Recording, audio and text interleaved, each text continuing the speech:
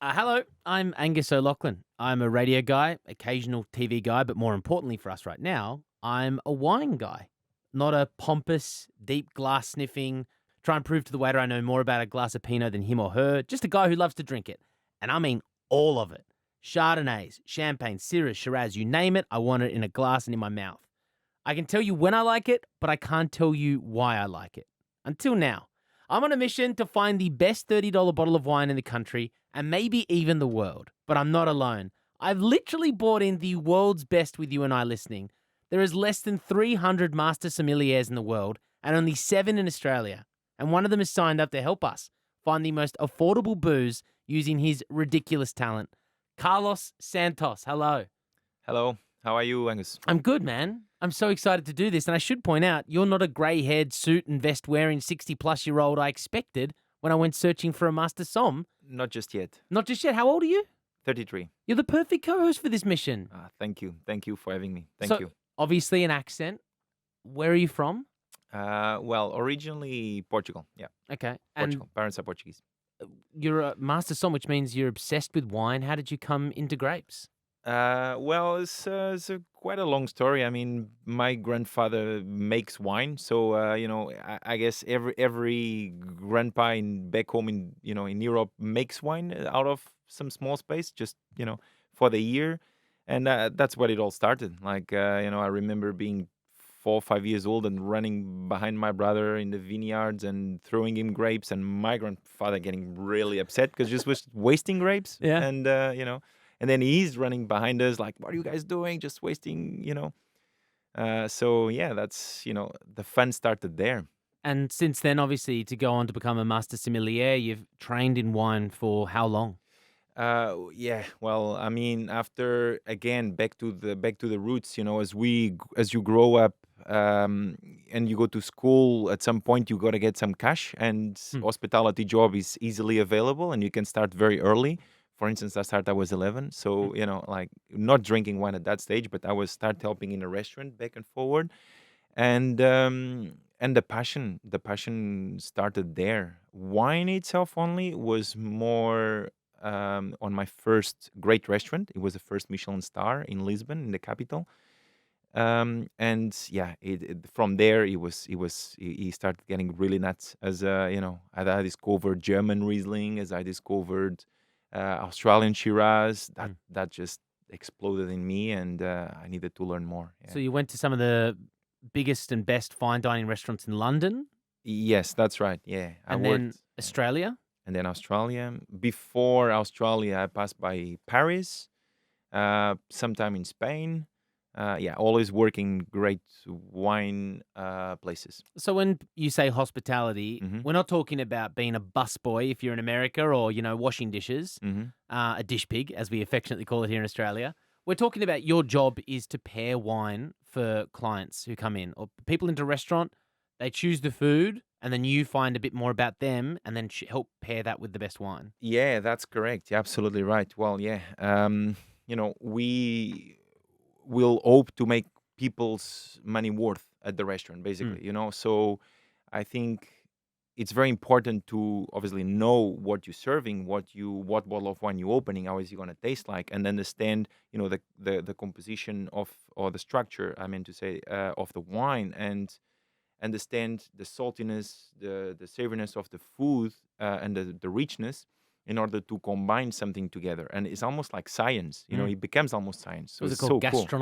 gastronomy or something like that? Yeah. Yeah, that's right. So I feel like people, when they come to a restaurant like this, they have an expectation of spending, yeah, good money, but having an amazing time. It's almost like going to a show. When Yeah. you go to a show, you will expect that the artist will give you the best show you've ever had, make your $200 worth, right? Absolutely. Mm. It's such a great job and obviously a job with such esteem in this space. How do you feel, or how confident are you that you can teach a beginner like me, or maybe people who are listening who love wine but don't know enough about it and try and fumble our way through? Oh, yes, the plums I'm tasting.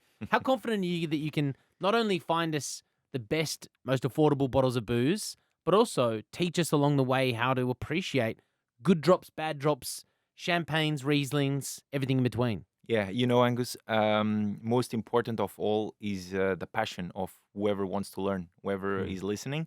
I think it all starts there.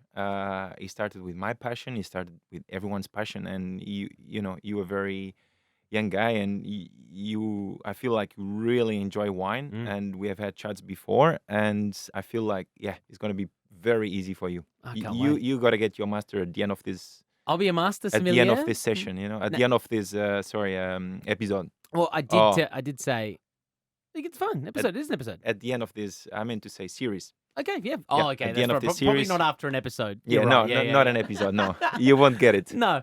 So you do have a master sommelier pin, which I said you've got to wear on future episodes because this will go online as well. So you've got to bring that in for the next couple of episodes, show off a little bit. But if I have seen, and I have seen, the Netflix show called Somme, Hmm. that's the process that you went through to get your sommelier. So we're talking knowing the smell of soil to the smell of spices, uh, smelling that in the wine, but also like you can smell, on a good day or every day, a glass of wine and take it down to a region in the world just by look, smell, appearance, all of that stuff. And the nose and the palate, very important. Yeah. I mean, yeah, it takes a lot of practice. It takes a Yeah, lot of training and tasting, and obviously goodwill to of course. and of course is an investment. But again, like as if you put the really hard work, you can get it. I mean, there's so many times you can fail. Mm, Um, uh, you know how does a Riesling from Clare Valley taste like? If you have five Rieslings in front of you, they all come from different parts of the world. But if you taste it times enough and pay attention enough to it, you know where it comes from.